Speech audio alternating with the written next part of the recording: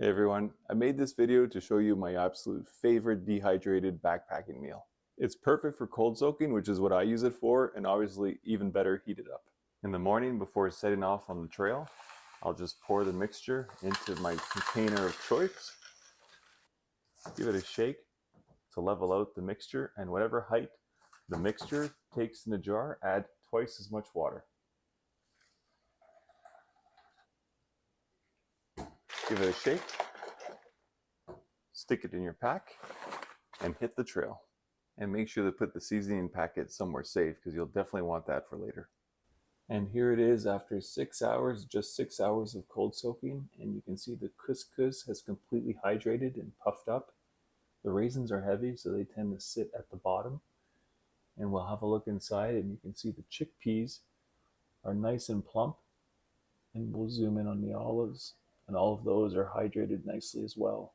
Only a little bit extra water left over. All I do is drain that out before adding in the seasoning and mixing it all together. And here's what the meal looks like once it's all hydrated. It's in a fancier bowl that you eat on the trail, but just to show you the portion size, that it fills up this big bowl quite well, and pretty impressive considering it came from just this small amount of ingredients and fit into this tiny Ziploc bag. And at only 145 grams, 5 ounces, this thing packs a whopping 600 calories. It also fits compactly in this small size Ziploc bag, folded over in half. And for even more calories, I carry around this Nalgene bottle marked off at marker at 35 milliliter, 1 ounce increments, and I add that to the recipe. 35 milliliters, 1 ounce of oil only weighs 16 grams, half an ounce, and adds an extra whopping 315 calories to the meal. That's pretty crazy to think that this little bag with a bit of oil added will give you almost 1,000 calories and weigh less than 6 ounces. That's mainly in part because of the olive oil and the fact that there's actual olives in this recipe. Fat gives you the most bang for your buck when trying to have lots of calories with light weight. I'll link the full macro breakdown down below, but here it is for a quick glance. And something to note, there's only 9 grams of protein in this meal. So I always like to supplement with either jerky or pepperettes, and they both pair really well with this recipe. And speaking of the recipe, it's a 1/3 cup of couscous, a 1/4 cup of dehydrated chickpeas, a 1/4 cup of raisins, and a 1/4 cup of dehydrated kalamata olives. As well, a separate packet of seasoning with a 1/4 teaspoon of onion powder and a 1/4 teaspoon of dill. I double it because I do like the flavors inside this recipe. And that's in a separate bag because you'll add it after you soaked or cooked your meal. And as you can see, I like to pack it inside the main Ziploc with the dried ingredients. The couscous and raisins and seasoning you buy off the shelf, no preparation required. I used to try dehydrating my own dill, but it was pretty tedious, fall through the grates of the dehydrator. And then I found you can buy dried dill from the store and it tastes just as good. And if you're interested in trying this meal, now I'll show you how to dehydrate the chickpeas and the kalamata olives. And if you do find this recipe interesting and you think you're going to try it, please like the video. It means a lot and it helps a lot too. And definitely, if you do try making this, leave a comment. Let me know what you thought of it and how you liked it. For the olives, you're going to have to dehydrate them yourself, but it's definitely worth the step because it's a vital component to the recipe. My dehydrator cost me $120 at Canadian Tire, but I've seen this exact Hamilton Beach model, which is great, for as low as $60 on Amazon. Before dehydrating, you're going to want to put your olives in a strainer and rinse them, get all the extra oil off, let them air dry for a few minutes, and then place them evenly on the rack. And the dehydrating time at 135 degrees is 8 hours. And you just set it and forget it. And after 8 hours, you're left with perfectly dehydrated kalamata olives. I like to check every tray and make sure the olives have dehydrated evenly. And a good way to check that is to grab one, pinch it in your fingers. If it feels hard and brittle, that's great.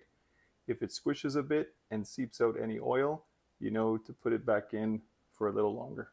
To dehydrate the chickpeas, you can do it in your oven, so there's no dehydrator required. You can start with canned chickpeas, but you're going to get a lot of gas from those. They're not the healthiest.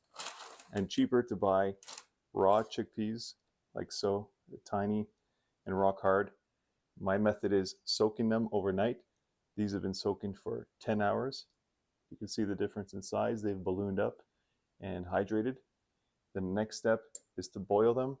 First, we're going to rinse them. You'll see the water after soaking is like a dark brown. That's a lot of the phytic acid coming out of them, what causes the gas. So we're going to drain that, rinse them, and boil them for 45 minutes. The water hasn't even come to a boil yet, and you can see all that white sudsy foam rising to the top. That's even more phytic acid releasing from the chickpeas. And I guarantee you the canned chickpeas are not prepared this way. And throughout the 45 minutes of boiling, you'll continually get more and more of this sudsy foam. You'll probably have to scoop out if it gets too high.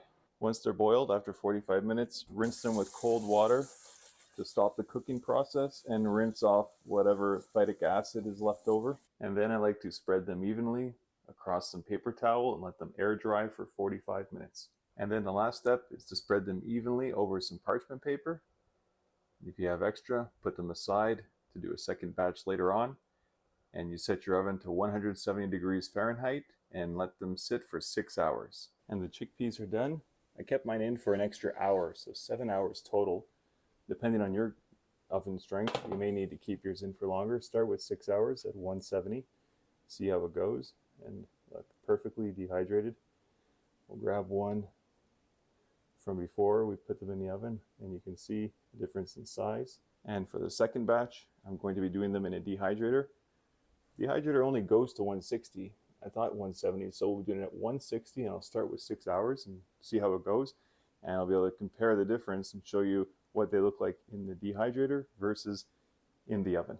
The chickpeas are done in the dehydrator. Only took 5 hours instead of 6. I'm not sure if you can tell at all, but the ones that were in the dehydrator are a little bit more yellow and less dark. The ones in the oven turned a bit darker, and I had to put these in for 7 hours at 170 degrees, and these only took 5 at less temperature, 160. But by all means, that doesn't discount the oven method. It's still great, and if you don't have a dehydrator, that's what you'll be using. And that wraps it up. It's all you need to know to make this awesome dehydrated meal yourself. If you think you're going to try it or you like this video, please leave a like. It means a lot, and it helps a lot too. And a comment if you are going to try this recipe. Let me know how it went, how you liked it. I'll see you guys in the next video.